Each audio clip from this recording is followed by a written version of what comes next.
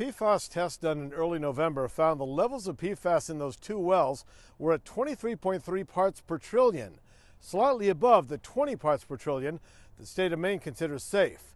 Today, those wells are still shut down. Fluoride analyzer. This is the computerized water treatment plant in Augusta, which can be monitored and adjusted remotely. The elevated levels of PFAS in those wells near the Kennebec River were likely brought on by drought conditions, which caused river water to seep into the aquifer. Yeah, that's the most logical assumption that we can draw. So we're convinced that the Kennebec River is the source of the PFAS because there's no other logical sources for PFAS around. Brian Tarbuck, head of the Greater Augusta Utilities District, notified all its water customers about the elevated levels of forever chemicals in those two wells. A lot of people are concerned and they wonder, how long has this been going on? Is it safe to drink the water? And we keep telling them, yes, it's safe to drink the water.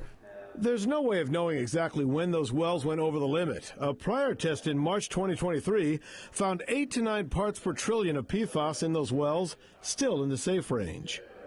Is that too high? Some people would say yes, they prefer it to be zero. We can make it zero, but that takes filtration to make it zero. We expect that to cost about $10 million.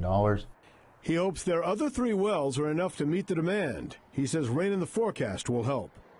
Right now, there's no time frame on when they plan to retest those wells. That's because they have to turn the wells back on to test for PFAS, something they don't want to do until the drought conditions improve.